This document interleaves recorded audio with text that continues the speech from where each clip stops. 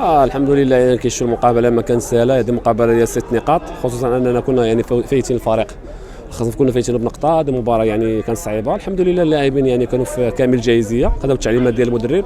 كانت واحد الاراده اليوم اللي كانت خانتنا في واحد في المباريات قبل. الحمد لله كانت اليوم انتصار يعني ميريتي، ما سرقناش، كنستاهلوا.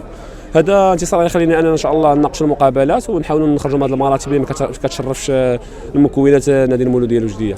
يعني فاش خرجنا يعني سمعنا النتائج يعني النتيجه كانت في الصالح ديالنا. المدينه كوجده يعني كتسال ان الفريق ديالها يبقى في القسم الاول، يعني مدينه اللي هي كبيره. الحمد لله كنتمنى ان شاء الله في القادم ان تضافر الجهود باش هذا الفريق هذا يلعب على واحد، يلعب على شي حاجه، لان فريق كبير وكيستحق يعني ما كان احسن من هذه اللي هي التفادي ديال السقوط.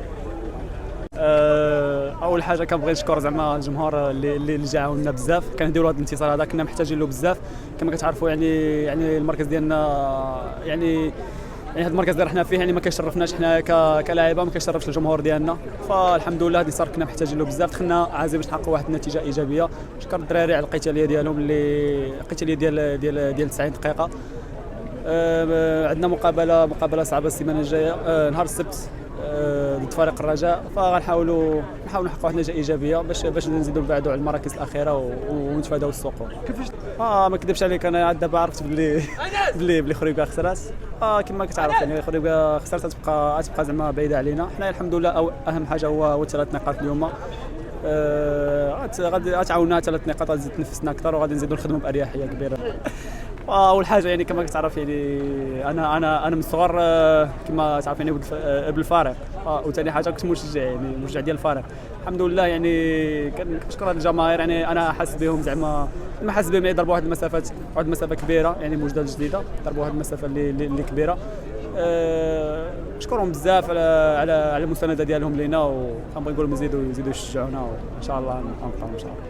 شكرا. كنشكروا ربي ما خيبناش، وداكشي اللي جينا عليه راه حنا قمنا به.